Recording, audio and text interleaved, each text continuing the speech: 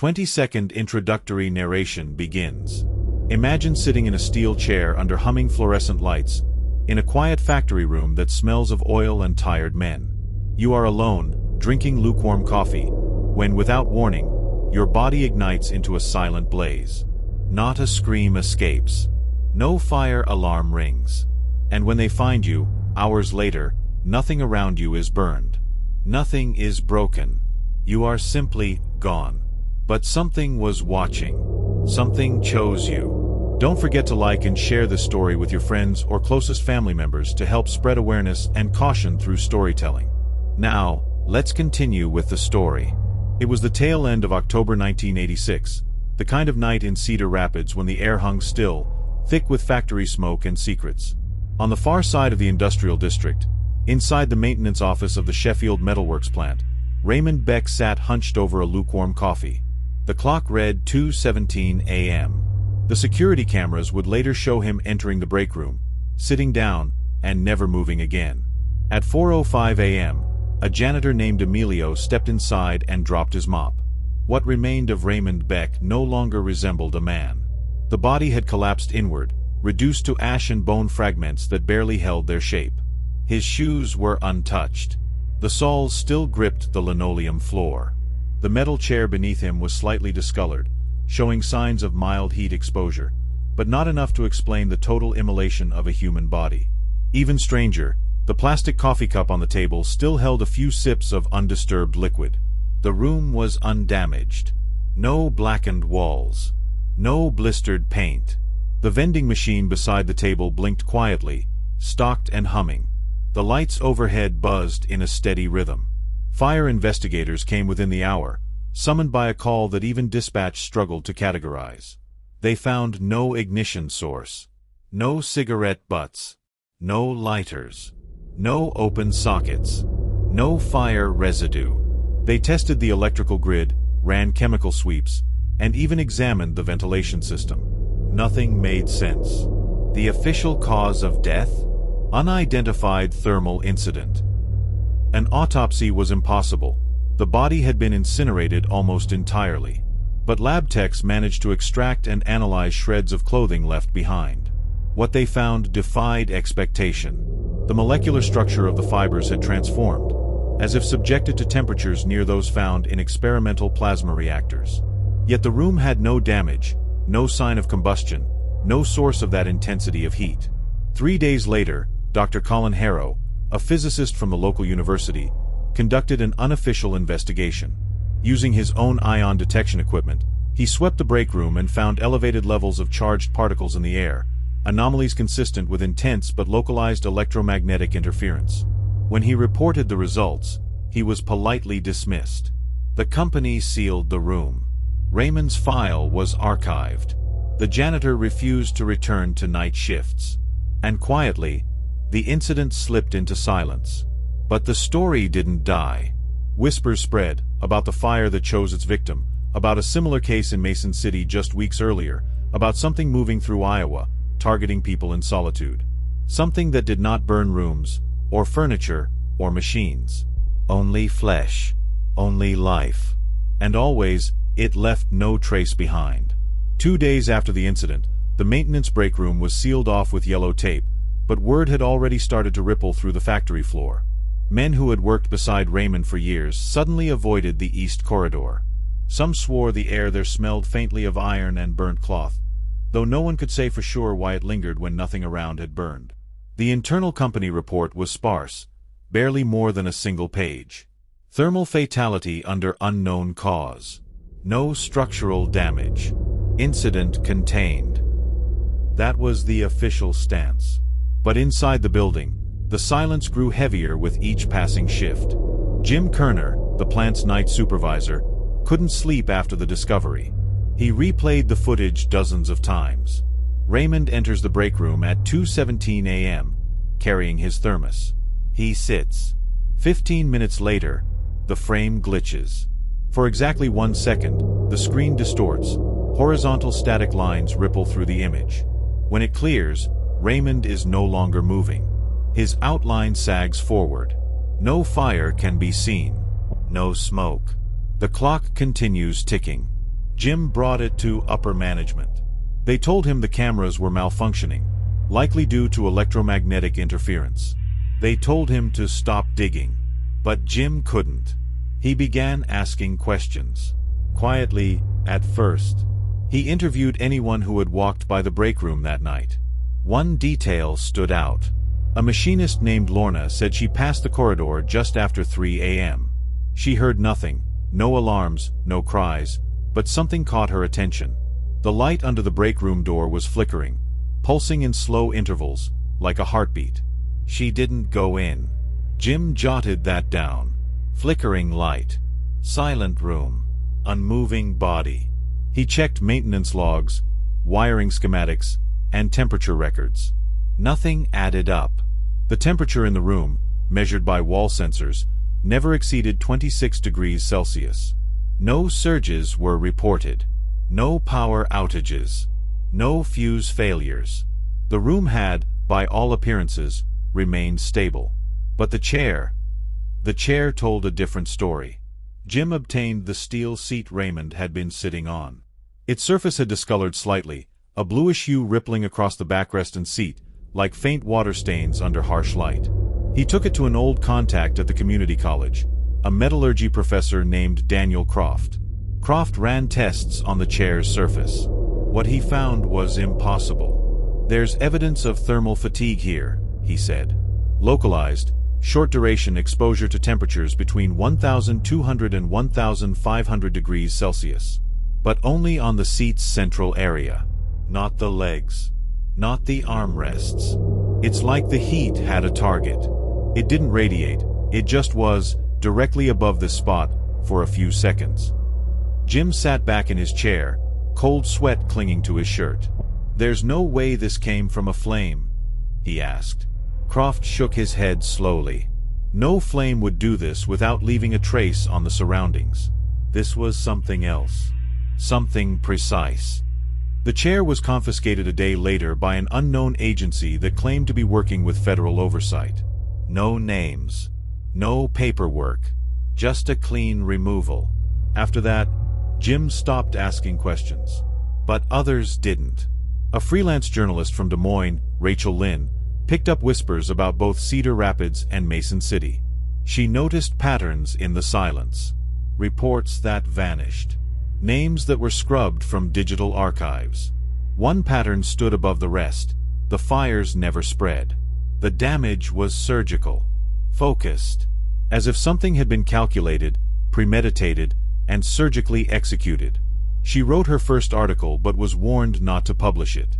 Rachel kept digging.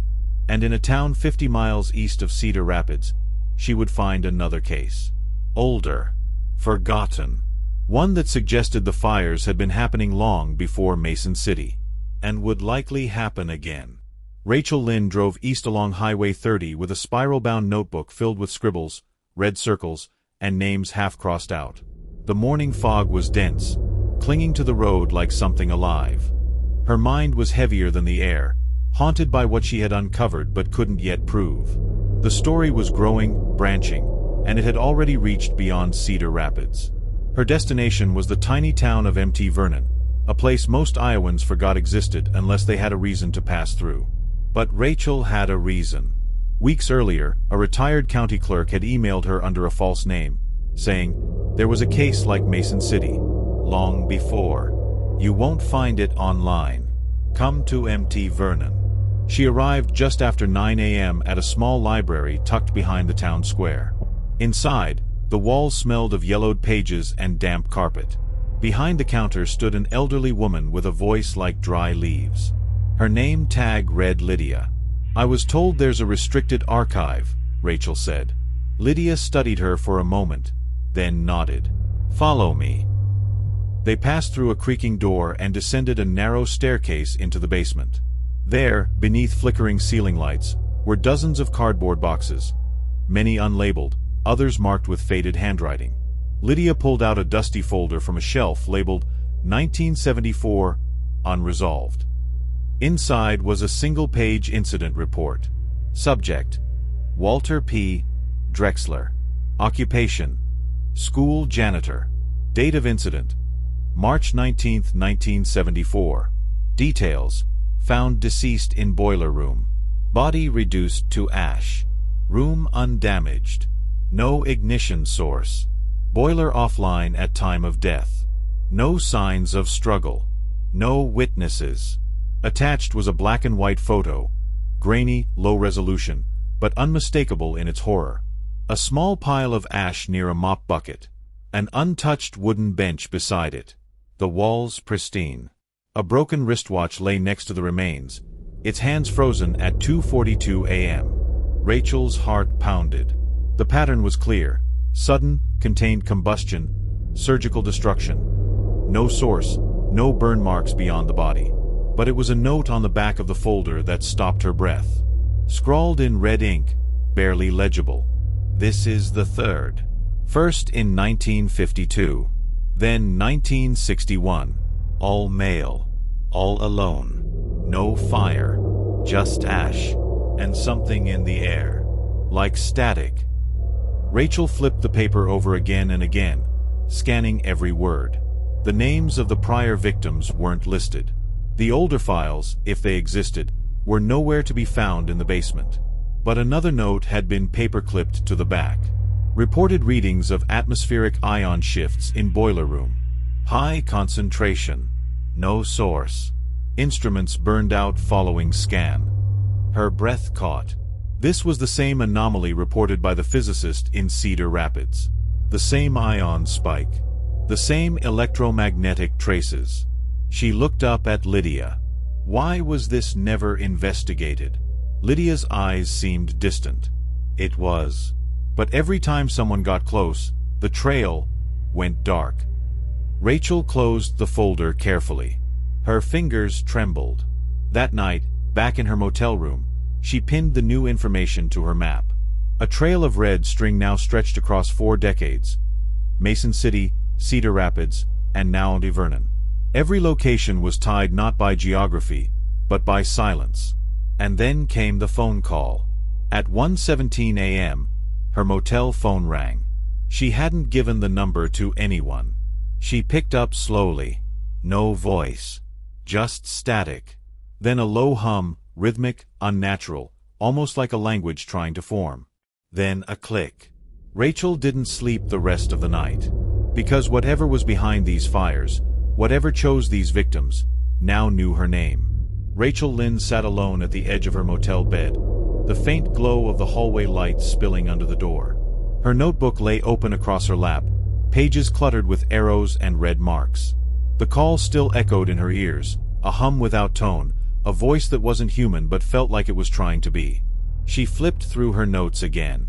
The fires had never spread. The bodies were always alone. The rooms untouched. Each incident spaced years apart, but always with the same chilling fingerprint. Ionized air, molecular burn signatures, and silence from authorities. Rachel needed more. More evidence. More testimony. More pieces of the pattern. She drove back to Cedar Rapids before sunrise and arranged to meet with Emilio Vargas, the janitor who had found Raymond Beck's remains. He had refused interviews for months, even moved out of town for a while.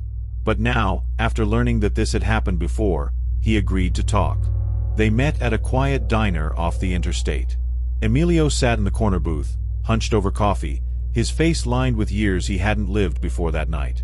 "You're not with the papers, right?" he asked without looking up. "No," Rachel said softly. "I'm just trying to find out what really happened." He nodded, took a long breath, and began. "That night, the air was weird. I don't know how else to describe it. The break room was always cold, but when I walked past around 3, it felt like walking into static. My arms prickled. Like my body knew something my mind didn't." Rachel leaned in. "Did you hear anything?" "Nothing. Dead quiet. But when I opened the door and saw him, what was left of him, there was no smoke. No smell of fire. Just heat. It was heavy, like it filled the room, but you couldn't see it. And the second I stepped in, my flashlight blinked out. Batteries were fresh. But it died. Like the room didn't want to be lit." He paused. His hands trembled slightly. "I had nightmares for weeks. Still do. In some of them, Raymond sits up. No eyes, just black sockets. And he opens his mouth like he's screaming, but there's no sound." Rachel took a moment before asking, "Do you think something did this to him?" Emilio looked at her then. "I don't think. I know. I felt it. That room, it wasn't empty."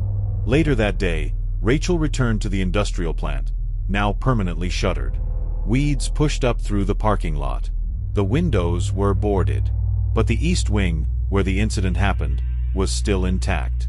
She found a broken side entrance and slipped inside. Dust coated the floors. The air was stale, unmoving. She reached the break room. Its walls were bare now, the furniture long removed. But something hung in the air, an odd metallic scent mixed with ozone. She stood silently in the center of the room and turned on her handheld ion scanner. The device beeped softly, its reading slow. Then it spiked. Rachel froze. The needle jittered violently, then dropped to 0. The device shut off. A faint buzzing filled the room. She looked up. The ceiling light flickered. Once. Twice. Then a crackle of static buzzed through the air, like distant radio interference. Rachel turned and fled. Back in her car, hands shaking, she reviewed the scanner data. The spike had lasted less than 3 seconds. But the waveform matched a report she had found from 1961, another forgotten case in Dubuque, where a man had been found turned to ash inside a locked car with no signs of ignition. The waveform was identical. She was no longer chasing a series of accidents. She was chasing an intelligence, a force with a pattern, a design. And now, for the first time, it had shown signs of activity, after years of silence. Rachel realized with a chill that the pattern was changing. It was accelerating. Rachel sat in her car long after the factory had disappeared from her rearview mirror, watching the scanner's screen flicker back to life. Whatever had caused the spike inside that abandoned room had left an imprint, like fingerprints on glass, lingering just long enough to be seen before fading again. She had enough data now to be certain. The same electromagnetic pulse had been detected at 3 separate incident sites across 3 decades. Back at her apartment in Des Moines, she created a new overlay map, one that didn't just connect locations by geography or year. Instead, she plotted electromagnetic readings, ion patterns, and dates of unusual electrical failures across Iowa's industrial corridor. When she finished, a jagged line stretched from the far northeast down to the southern border, slicing through towns, factories, and places no one remembered. But there was one place that appeared in nearly every line she drew, a central point where the data intersected. An old, now-defunct military research facility just outside of Iowa City. It was once known as Grinnell Station, a Cold War communications hub that had quietly shut down in the early 1970s. No one had spoken of it since. Rachel knew what she had to do. That night, she drove down an unmarked road carved through a dense patch of forgotten woods, guided only by coordinates she had pulled from old military maps. The trees loomed like sentinels. Her headlights flickered as the road grew narrow and gravel gave way to cracked concrete. Then she saw it. A rusted chain-link fence, twisted and broken at one edge, surrounded a squat concrete structure half sunken into the earth. The door had no markings, just a corroded keypad and the remains of a padlock that had long since rusted through. She stepped inside. The air was colder than it should have been, dry and sharp, as if it had been held in the lungs of the earth for decades. The walls were lined with control panels, silent now, coated in dust, the knobs and switches frozen in time. Old reel-to-reel machines sat like decaying organs along one wall. The place felt still, but not empty. As Rachel moved deeper, her scanner began to tick again. She found the source at the heart of the structure, a small room, almost like a vault, with copper wiring running in perfect rings along the ceiling. In the center sat a metallic pedestal, its surface blackened and pitted, as if scorched by lightning from within. On the walls were charred outlines, shadows burned into concrete. Human-shaped shadows. Rachel approached the pedestal and noticed a symbol carved into the metal. Not a military insignia, but something stranger, a spiral intersected by 3 points, like a constellation twisted into motion. She had seen it once before, In a blurry photograph from the MT Vernon file, faintly visible on the concrete beside the janitor's remains. She turned on her voice recorder. "This is Rachel Lynn. I'm inside what appears to be the core of Grinnell Station. There are traces of burn marks, not from fire but from energy, concentrated, directed energy. This symbol, it's not military. It's older. Purpose unknown. The scanner indicates residual electromagnetic charge. Not natural." She reached out, hesitated, then touched the edge of the pedestal. The room pulsed. Lights flickered in the walls. For a fraction of a second, the machines shuddered back to life, coughing out static. Her recorder hissed, filling with garbled audio. Her ears rang. Her chest tightened. And then everything went silent. On the screen of her scanner, a message appeared, not a readout, but a word. Witness. Tell the following story in a playful, scary style as if you were talking to a group of campers at a campsite. Rachel stumbled back, eyes wide. The word remained for 3 seconds, then vanished. The machine powered down. Something in that place had seen her. Something had reached out. And now, like the victims before her, Rachel Lynn was no longer an observer. She had become part of the pattern. Rachel Lynn drove back to Des Moines in silence, her fingers numb on the steering wheel. The message on her scanner haunted her. It hadn't been data. It hadn't been a malfunction. It had been a word, a choice. Witness. Not danger. Not run. Something had called her, and now it had acknowledged her presence. By the time she reached her apartment, dawn had begun to stain the sky in muted red. She barely slept. Instead, she replayed the distorted audio from her recorder. Beneath the static, if she slowed it to a crawl, was a pulse. Rhythmic. Like breathing. Like something massive inhaling through the ground. She layered the pulse over seismic activity data. It didn't match earthquakes. It didn't match machines. But it was there, traced across Iowa in low, almost imperceptible tremors. They occurred on the same nights as the combustion incidents. Always at the exact time of death. It wasn't just targeting people. It was waking up beneath them. She needed help. Not from local law enforcement or university physicists, who had already dismissed similar evidence. She reached out to someone from the underground, Noah Braddock, a former government systems analyst turned whistleblower, who now lived off the grid in a cabin near the Mississippi River. Noah met her in a diner where he watched the exits more than the menu. She showed him everything: maps, data, photos of the Grinnell station vault, and most importantly, the scanner that had displayed the word. He listened in silence. Then he said, "You need to know something." During the Cold War, there were projects designed to detect non-nuclear atmospheric anomalies. Grinnell was one of the first. But what they found wasn't weather. It was frequency. Rachel leaned forward. Frequency. Resonance, he said. Not man-made. Not natural either. Something in the ground. Deep. The sensors picked it up as a pulse. Quiet, regular, like sonar. Except it wasn't reflecting. It was transmitting. To what? He looked her dead in the eye. To us. Noah explained that the early reports described moments of concentrated energy, brief flashes of high-frequency interference that would spike across local radio, microwave, and radar systems for less than a second. But they always left a trail: magnetic residue, ionization of air, sometimes even shadows scorched into surfaces without flame. And then there were the missing people. Not just the ones who burned, but others. Technicians. Scientists. People who worked too close to the vaults. The government closed Grinnell after a breach. No explosion. Just silence. The entire facility was abandoned within a week. Rachel pressed him further. What breached? Noah whispered. We don't know if it came in, or if something got out. Before leaving, he handed her a printed map of deep radar anomalies across the Midwest. At the center of it was a circular void, no readings, no echoes, like a blind spot in the earth itself. It was located beneath a now-vanished town called Ash Point, once thriving in the 1930s, now gone, erased from most maps. The circle's radius matched the distance between every major combustion incident. Ash Point was the center. The pulse, the fires, the disappearances, they all radiated from it like ripples.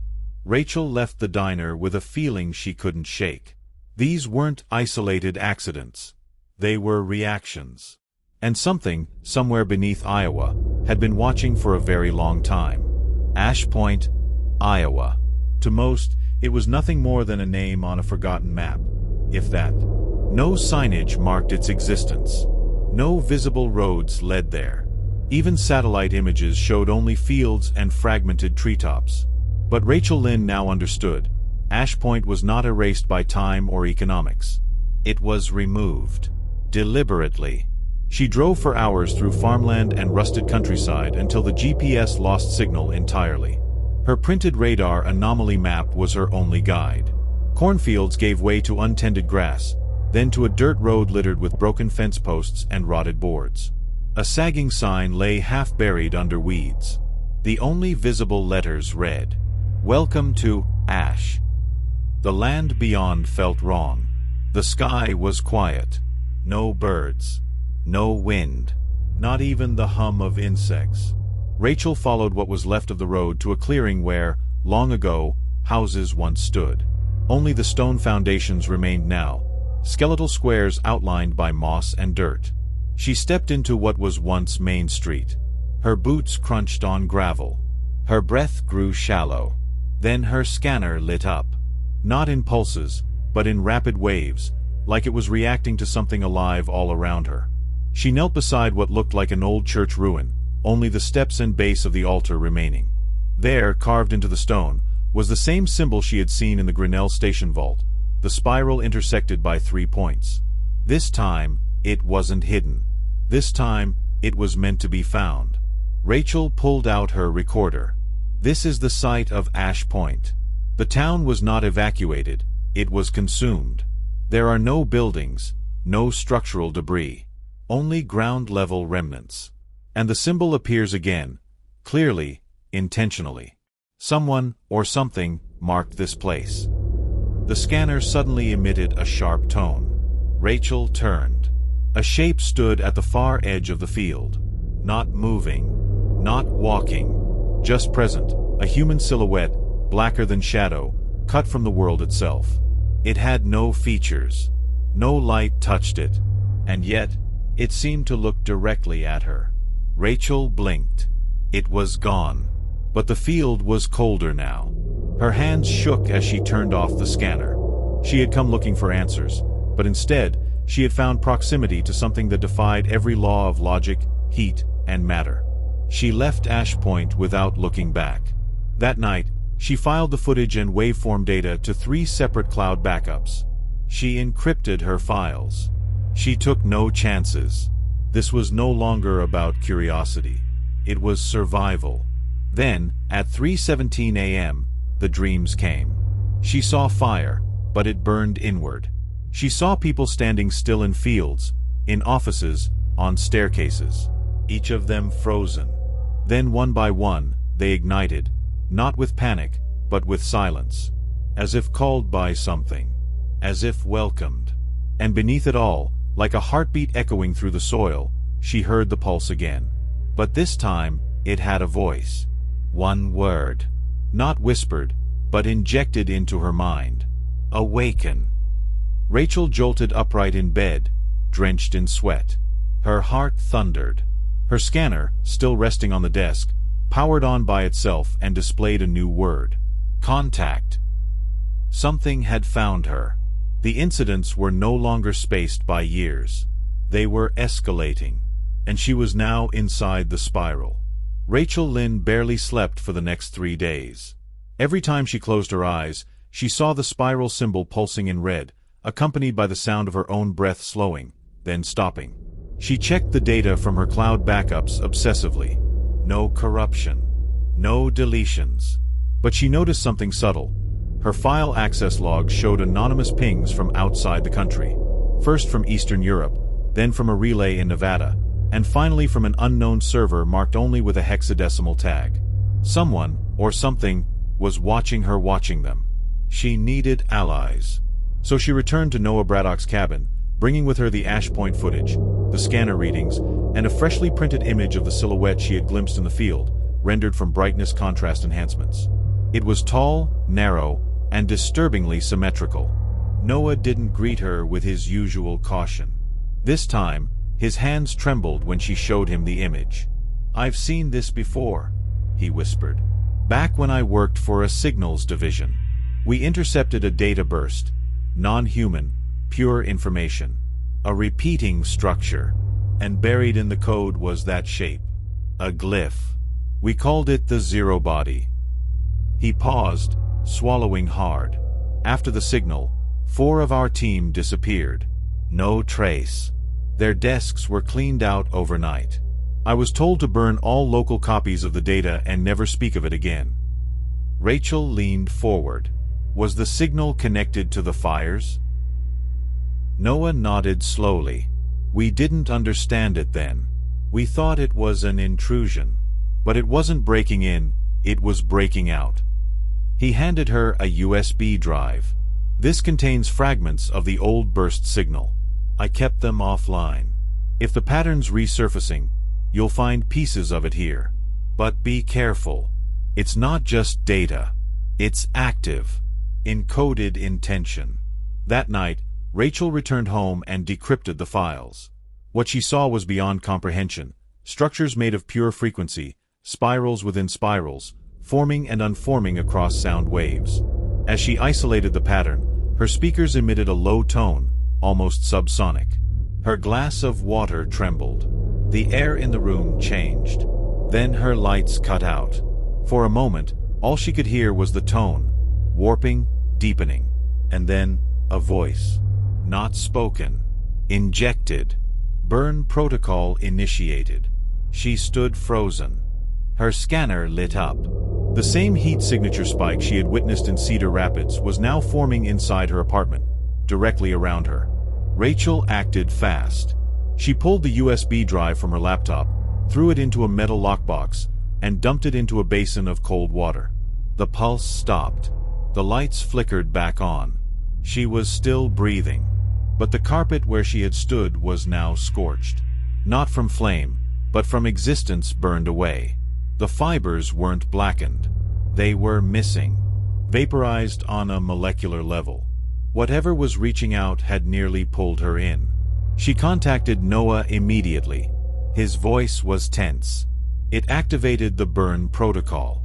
That means it sees you as an interference point. Like Raymond Beck. Like the others. Rachel sat in the corner of her kitchen, staring at the empty patch on the floor. "So what do I do?" There was a long silence. "Find its origin.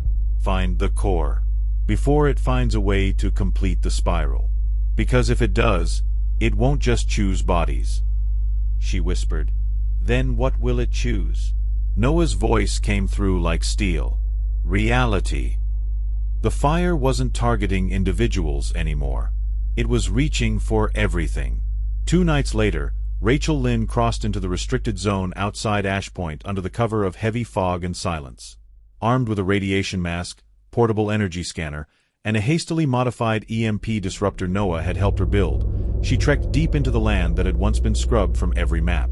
She wasn't coming to observe anymore. She was coming to confront. Coordinates triangulated from her data, Noah's burst files, and the residual pulses all pointed to a specific location. An impact basin of some kind hidden in the earth beneath Ash Point. Whatever the core was, it wasn't man-made. It was too symmetrical, too old, and far too precise. Rachel descended into a shallow ravine where the trees grew in twisted shapes, bent inward toward a dead zone of bare, scorched soil. In the center lay a sealed metallic hatch, its surface black and smooth like polished obsidian. The spiral symbol was etched across its face. Her scanner buzzed wildly. Electromagnetic fields pulsed in irregular rhythms. The ground itself seemed to breathe. Rachel placed her hand on the hatch. A sound like cracking glass whispered through the soil. Then, the hatch split open. Not with noise, but with pressure, as if air from another reality had been compressed inside and was now exhaling. A stairwell spiraled down, lit by a faint bluish glow from embedded lights that flickered as if trying to recall their purpose. The temperature dropped with every step. Rachel descended into a structure that should not have existed. Metal walls fused seamlessly into stone, glyphs etched in flowing mathematical forms along the surfaces. This was not a place built. It was a place revealed. At the bottom of the stairs was a vast, spherical chamber. Floating in the middle, suspended in a silent column of magnetic force, was the core. It was not a machine. It had no gears or blinking lights. It was a living equation. Shifting planes of geometry held in impossible alignment, rotating within themselves like an idea made manifest. And it was aware of her. As Rachel stepped forward, the scanner stopped working. Her body prickled with electricity. Time seemed to slow, then stutter, like frames missing from a film reel. Then she heard it again. "You are outside the burn pattern. Correction required." She gasped.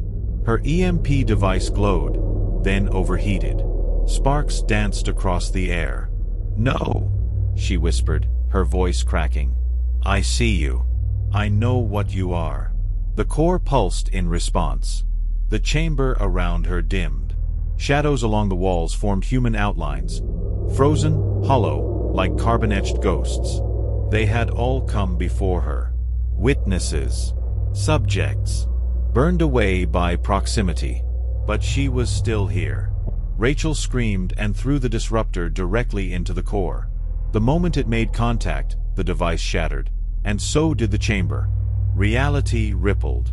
Sound inverted into pressure. The walls fractured, revealing layers behind them. Other rooms, other spirals, other machines pulsing in distant rhythm. She saw them. Dozens of cores. Hundreds. Some dormant. Some active. Some burning. And in each, a figure, just like the one she had seen in the Ashpoint field. They were not the source. They were watchers. The core before her flared with violent energy. Flames erupted, not as fire, but as light-devouring shape. But Rachel had expected this. She raised her arms and activated a final safeguard, a data spike Noah had embedded in her jacket, coded to scramble frequency alignment. A last-ditch hope. The core flickered, and everything stopped. No light, no hum, just silence. Rachel collapsed. When she opened her eyes, she was outside again, flat on the soil above Ash Point. The hatch was gone, the field untouched, but her scanner was still running. Its screen showed one message: core disrupted, pattern delayed. She knew what it meant. Not stopped, not destroyed, only delayed. Rachel Lynn lay still in the grass, staring at the sky. Somewhere across the Midwest, other spirals had already begun spinning, and something below the surface still breathed. Rachel Lynn stayed off the grid for nearly 2 weeks. No internet, no calls, no data transmissions. She traveled between roadside motels under a new name, switching cars, constantly watching her back and her reflection. Because something was different now. The pulse was inside her. At night, she no longer dreamed. She experienced flashes, raw fragments of geometry folding in on themselves, fire spiraling through empty cities, shadows peeling away from walls as if sentient. And behind it all, the presence. Still watching, still calculating. But in one of those flickering moments, she saw something new. A room. Stark. Sterile. Filled with monitors. On one screen was her photo. Below it, a label. Subject 12. Recovered. Post-contact integrity. Unstable. Rachel woke up in a cold sweat. Recovered. What did that mean? She reached out to Noah through a burner channel. No response. That wasn't like him. Fearing the worst, she made the long drive toward his last known location near the Mississippi River. But when she arrived, the cabin was gone, burned to the foundation. No signs of rescue. No emergency reports. Only a small spiral scorched into the earth beneath where his desk had once been. He had been claimed. Or erased. She searched the ruins and found only one surviving object, a charred, warped piece of metal barely resembling a hard drive. The casing bore a mark she hadn't seen before, a triangle within a spiral. This wasn't the same entity she had seen in Ash Point. This was something higher. Later that night, from the safety of a motel near Dubuque, Rachel connected the drive to a shielded terminal she had rigged with analog components. No direct connections to the outside world. The files it contained were fragmented audio logs, classified government field recordings. One caught her attention immediately. The metadata listed the year, 1961. Subject 5 reappeared near Fort Dodge. Burn pattern incomplete. Subject is responsive but speaks in harmonic frequencies. No vocal cords found. Eyelids removed. Subject does not blink. Pattern inside the retina shows residual spiral response. Rachel's blood ran cold. These people hadn't all been killed. Some of them had come back, changed, rewritten, and they were being kept, hidden away in containment zones buried beneath cities and forgotten buildings. Not dead, not alive, just humming, breathing conduits of something ancient. She dug deeper and found a string of intercepted communications between classified sites. Most had code names: Red Chamber, Spiral Arc, Hollow Signal. But one file had no code, just coordinates. A facility beneath a decommissioned observatory outside Iowa's border, built over what used to be native sacred ground. The file was tagged. Entry point 0, active. Do not breach. Rachel felt her spine stiffen. She knew where she had to go next. But before she could move, her terminal powered down. Not due to failure, but as if commanded to stop. The lights dimmed. Her ears popped from sudden pressure. She wasn't alone in the room. From the mirror across the desk, something looked back. Not her reflection. A version of her, unblinking, mouth slightly open, skin too smooth. Its eyes were solid black, with the spiral pattern etched into their depths like glass spun around a void. She didn't scream. She stared. And the reflection mouthed one word. Return. The image vanished. The scanner reactivated. Its message. Next ignition. 72 hours. Pattern integrity holding. Location. Red Chamber. Rachel had no time left. Whatever had started in Mason City, whatever had ignited Raymond Beck, whatever was born beneath Ash Point, it was coming full circle. The entrance to the Red Chamber wasn't marked by a sign or road, but by the absence of everything else.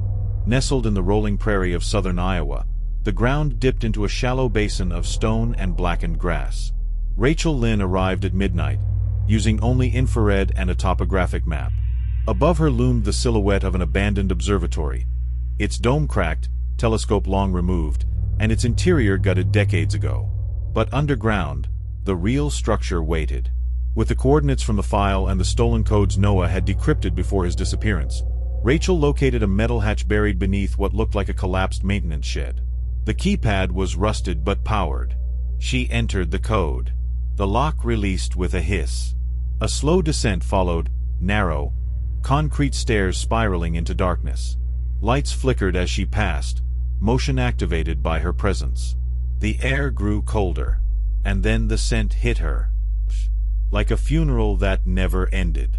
At the bottom was a reinforced blast door. She scanned her forged badge. It opened with a slow mechanical groan, revealing a sterile hallway glowing with red emergency lights. The Red Chamber wasn't a place, it was a labyrinth. Inside, monitors flickered silently. Some displayed patterns, spirals, waves, harmonic overlays. Others showed people. Not many. Maybe 6. Each in separate sealed rooms, observed like specimens. Unmoving. Unaged. Staring into nothing. She recognized one of them. Subject 5. The man who had reappeared in 1961. He sat in a white chair, eyes open wide, never blinking. The spiral pattern was faintly visible in his pupils. His chest moved slowly, rhythmically, like a metronome wound by something invisible. Rachel stepped closer to the glass. Suddenly, his head turned toward her. Her breath caught. He raised one hand, and from his mouth, not a word, but a frequency, emanated through the chamber. The walls began to tremble. Her scanner buzzed violently. She turned and ran. The tremor followed her as the entire facility seemed to awaken. Lights strobed. Sirens screamed, not as a warning, but as a signal. Doors unlatched on their own. From the far end of the corridor, something emerged. A figure, just like the one she saw in Ash Point. A zero body, composed not of flesh, but of shadow and echo, flickering between frames like a skipped heartbeat. Its spiral pulsed in its chest. Rachel turned sharply into an unmarked corridor, heart hammering. She ducked into a security room and slammed the door shut behind her. On the monitors, every subject in the facility was now standing. Their eyes glowed faintly. Each room resonated in tandem with the red chamber's pulse. The spiral wasn't just a symbol. It was a key. Rachel tore open a server panel and jammed her modified disruptor into the core. With a violent flash, the entire surveillance system overloaded. The rooms fell into darkness. She heard screams, not from the subjects, but from somewhere deeper. A voice surged through the speakers. Not human. Not synthetic. All witnesses must burn. The pattern must complete. Rachel bolted. Alarms deafened her. The floor cracked under her steps. She ascended the stairs 2 at a time, chased by rising pressure and heat. The spiral was collapsing, folding back in on itself. But just before she reached the exit, the hallway filled with light. Pure, blinding white. Rachel fell to her knees. And in that moment, time stilled. She saw them. All of them. The Watchers. The subjects. The shadowed figures and burned echoes of people no longer people. Not dead. Not alive. Not chosen. Rewritten. The spiral was never about destruction. It was a form of translation. Reality made into something else. Rachel reached into her jacket and activated the last protocol Noah had left her. The spiral inverter, designed to reverse the resonance for a fraction of a second. She pressed it. The world inverted. The chamber above her screamed. Not with sound, but with the vacuum of deletion. The core cracked. The Watchers howled in stillness. And for one final moment, the spiral stopped turning. Rachel scrambled through the hatch and into the night as the red chamber behind her collapsed into the earth. No flames. No explosion. Just erasure. She drove until sunrise. But she knew. This was not the end.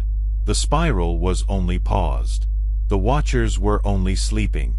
And deep beneath the skin of the Midwest, something ancient still waited to resume the burn. The collapse of the red chamber was nowhere in the news. No tremors were recorded, no emergency calls made, no military alerts activated. As if the event had been scrubbed in real time, deleted from public record even before it happened. Rachel Lynde's escape meant nothing to the world above. But she knew the truth. The spiral was far older than Grinnell Station, than Ash Point, than any file buried in government vaults. It was not an incident. It was a system. And its reach had not ended. Rachel returned to Des Moines under another name, blending into the blur of the living. Her face had changed slightly, not in appearance, but in tension. She no longer moved with urgency but with awareness, like someone who had seen beyond the veil and now walked with its memory inside her skin. She contacted a handful of former contacts, disgraced analysts, rogue researchers, forgotten military engineers who had long ago whispered about the recursion phenomenon, temporal heat scars, and non-local consciousness transfer. One of them answered. An old codebreaker named Helen Aravind. They met in the back room of an abandoned printing press on the outskirts of Council Bluffs. The first thing Helen said wasn't a greeting. "You've been spiral touched, haven't you?" Rachel nodded slowly. Helen exhaled. "Then you've already heard it. The second pulse. The one that comes after you survive the burn." Rachel's skin prickled. "I thought I imagined it. It feels deeper. Like it's not calling me anymore. It's waiting." Helen brought out a cracked briefcase filled with spiral pattern diagrams, half-burned journals, and something that looked like a fossil but pulsed faintly under dim light. "It's not waiting for you," she said. "It's waiting for all of us." Helen explained what few had dared to say aloud. The spiral was not just a signal. It was a process, a transformation mechanism rooted in the very laws of quantum symmetry, designed not to destroy, but to overwrite. Every victim, every witness, every researcher who came too close had become part of a preparation sequence. The spiral did not burn randomly. It chose vectors, conscious minds capable of reshaping reality through perception. People like Rachel. "They're not dead," Helen said. "They're not even gone. They're recalibrated." Rachel leaned forward. "Recalibrated for what?" Helen looked her in the eye. "For anchoring." Rachel recoiled. "Anchoring what?" Helen lowered her voice. "Another version of this world. One built on perfect frequency. No entropy. No deviation. Just order. The spiral isn't erasing us. It's replacing us. Layer by layer." Rachel sat in silence, the weight of every incident crashing over her like cold water. She now understood why the incidents never left damage outside the body. Why time stuttered near the cores. Why no screams were ever heard. The spiral didn't kill people. It rewrote them so cleanly that the original version never existed at all. And then Helen showed her the last piece. A new map, one Rachel hadn't seen. It didn't track past burn sites. It predicted future ones. Every 72 hours, new coordinates aligned along fault lines, power grids, and ancient ley paths, forming a massive spiral across the Midwest. The final convergence point? Chicago. In 8 days. Rachel stood slowly. Her heart thundered in her chest. If it completes the spiral there? Helen's voice trembled. Then it doesn't need to choose anymore. Rachel looked down at her hand. The skin was perfectly smooth. Too smooth. Her palm bore no lines. No creases. No marks of history. The spiral had already begun rewriting her. She wasn't a witness anymore. She was becoming a node. A living anchor for the next iteration. And time was running out to stop it. Rachel Lynn stood at the edge of a parking structure overlooking Chicago's dark skyline, where red construction cranes and blinking antenna towers pierced the sky like needles. The city pulsed with a rhythm she could now feel in her bones. Every hum of traffic, every flicker of neon, every gust between high-rises carried a low resonance beneath it. The spiral wasn't just approaching. It had already arrived. The frequency had threaded itself through the city's infrastructure, into the electricity grids, cellular towers, traffic systems, and even the new quantum-based transit AI the city had just deployed as a pilot program. Everything was connected. Everything was listening. She checked her watch. 6 days. The final convergence would not begin with fire. Not this time. Not like Mason City or Ash Point. Here, the burn would be digital. Invisible. Instantaneous. It would erase the version of reality currently running, and replace it with a refined one. Helen had called it the silent recursion. And Rachel had only one chance to stop it. At a former water filtration facility along the southern shore, now shut down and gutted by real estate speculators, Helen had identified an anomaly in the city's electromagnetic pattern. Underground, buried beneath rusted pipes and broken tiles, was a signal vent, a central node from which the pulse could seed itself across the city grid. This, Helen believed, was where the core construct would attempt to finalize its broadcast. Rachel infiltrated the site at 3:12 a.m. Security was minimal. Cameras were easily looped. She followed the buried blueprints and reached the base of the old purification silo, where a hatch had been recently installed, newer than the rusted facility around it. Inside, Rachel found a hollow vertical shaft lined with concentric metallic rings and small humming spires. The air was warm, dry, charged. In the center hovered a device unlike anything she'd ever seen. It spun slowly, irregularly. Plates of polished obsidian floated around a pale orb that pulsed with a spiral rhythm. Her scanner glowed red. Spiral charge, 91%. Estimated ignition, 134 hours. Pattern sync. Optimal. It was the heart of the convergence. Rachel dropped to her knees, unlocking the containment unit she had carried across the state. Inside it were the remains of the disrupted Grinnell signal, now compressed and weaponized into a harmonic disruptor Helen had called the inversion key. It was unstable. Dangerous. A single error could amplify the spiral instead of neutralizing it. But it was the only chance. She began programming the delay trigger. Sweat clung to her back as she bypassed layer after layer of adaptive shielding, all while the spiral hum behind her began to synchronize with her breath, her heartbeat, her memory. Voices filled the chamber. Familiar. Raymond Beck. The janitor from MT Vernon. Noah Braddock. They didn't speak words. They impressed thoughts. Let go. You were chosen. This world was flawed. We made it clean. Rachel clenched her jaw and inserted the final code. Then the orb opened. Light exploded. Soundless. Absolute. Rachel's body was pulled forward, her limbs paralyzed. The spiral pattern filled the room. It wasn't on the walls anymore. It was the walls. The floor. The very rules of perception twisted inward. And at the center stood a figure. A perfect version of herself. No scars. No memory. No history. Just a pure, synchronized echo, offering her hand. Accept. Rewrite. Begin again. Rachel looked down at her hand. The same hand that had held dying tape recorders, smuggled data drives, touched the burnt steel of forgotten chairs. It had not been perfect, but it had survived. With a cry, Rachel reached behind her and slammed the activation switch. The inversion key detonated. A low-frequency shockwave burst through the chamber, not loud, but real. It folded the spiral inward, collapsing the floating plates, corrupting the pulse, shattering the perfect rhythm. The orb convulsed once, then blinked out. Rachel hit the ground hard, gasping, her skin scorched by harmonic residue. Outside, the city continued as if nothing had happened. But the burn had been interrupted. The spiral incomplete. Later, in a silent apartment, she would receive a final signal.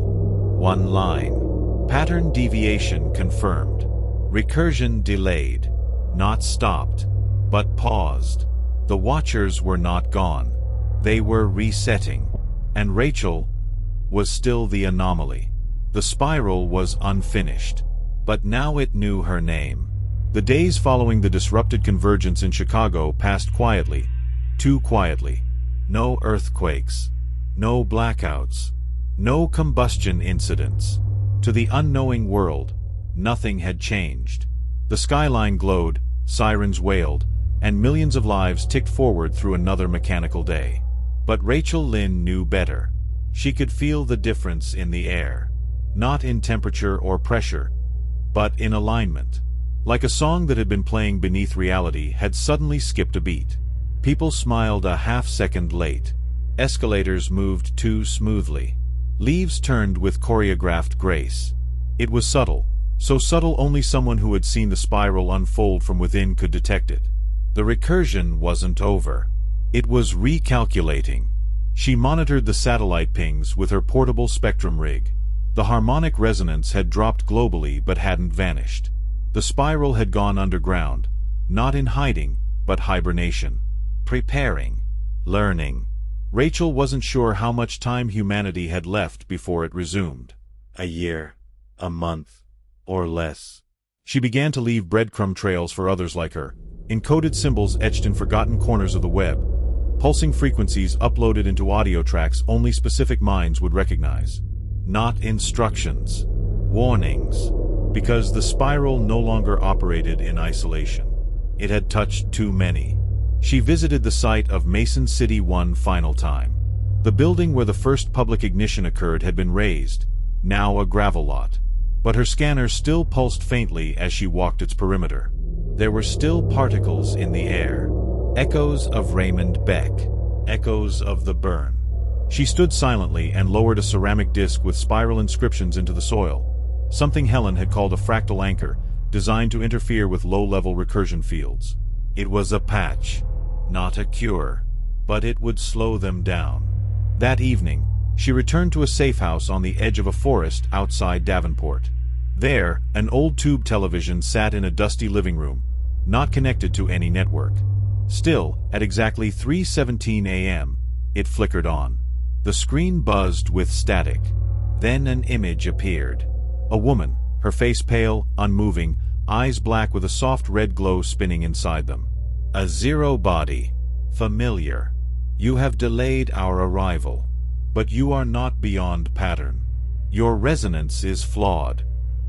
Correction will resume. Re-entry begins at node Delta 9. Then static. Rachel rushed to her maps. Delta 9 wasn't a location. It was a designation, a spiral signature from the Grinnell files. Cross-referencing it led her to an abandoned radio observatory in Nevada, once used for atmospheric reflection tests. Long dormant, long ignored, until now.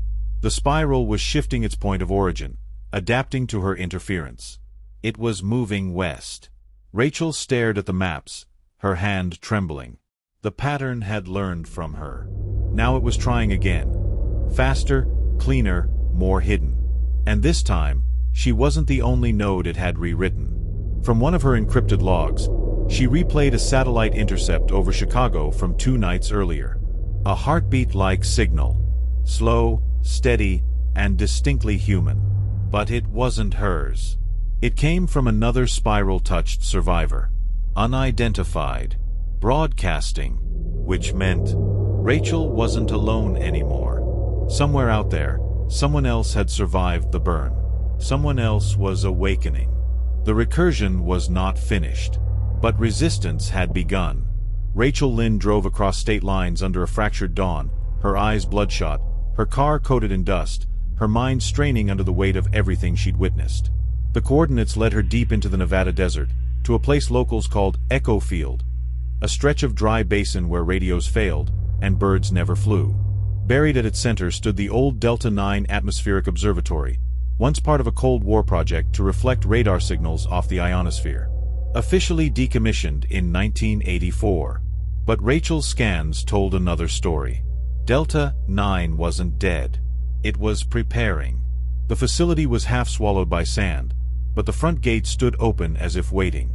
Cables, too new to be abandoned, ran down into the earth. And carved into the foundation stone, worn and faint, was the spiral. No lights burned inside. No machines hummed. But the air felt charged, and Rachel's skin tingled with every step. Her scanner flickered erratically. Spiral resonance.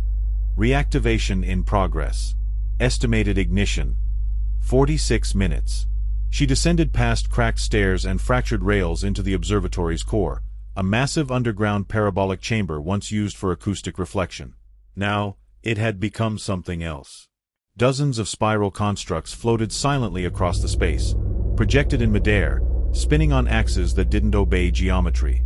At the center stood the new core, sleeker and darker than Chicago's. It pulsed slowly, like a heart that had just awakened from a coma. And just beneath it stood someone. A woman. Centered. Her arms raised, palms open. Her skin shimmered faintly with embedded light. Her eyes glowed red at the edges, but she was still there, part human. The scanner picked her up as a match.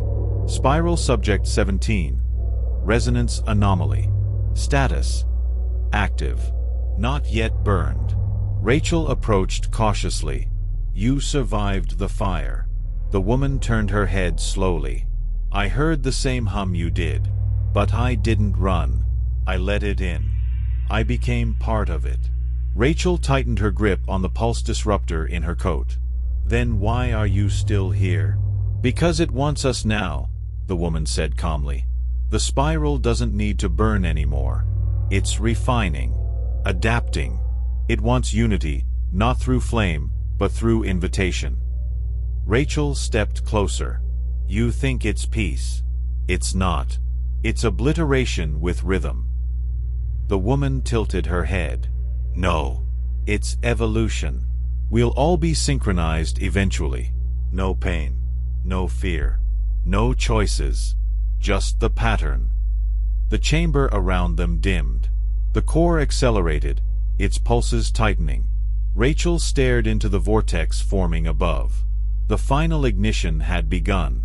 From her pocket, she pulled out the last failsafe. A core disruption trigger, unstable, untested. Designed by Helen using fragments from Ash Point, Red Chamber, and Grinnell Station. If activated within the ignition window, it wouldn't just stop the recursion. It would collapse the pattern. Every core, every zero body, every burn site. But it would also collapse the nodes. Including Rachel. Including Subject 17. Rachel looked at the woman one last time. "You know what this is." The woman smiled softly. "Yes. And it's beautiful." Rachel stepped forward, hand trembling. She pressed the trigger. Wait. Everywhere. Soundless. Weightless. The spiral buckled. The chamber tore inward, like paper set aflame from its center. Above them, the sky cracked. Around the world, every dormant site lit for a moment, then faded into black. The pattern collapsed. The recursion failed. And then, silence. 1 week later, a rural farmer outside Grinnell reported finding a woman unconscious at the edge of his field. No ID. No wounds. Just dust on her skin and one burned mark in the center of her palm. A spiral. Faint. Incomplete. She would wake days later, not knowing her name, but remembering flashes of ash, red eyes, and a world trying to rewrite itself. She would speak one word. Delay. And then, silence. The spiral sleeps, but it remembers. And when the pattern aligns again, it will choose, or be chosen.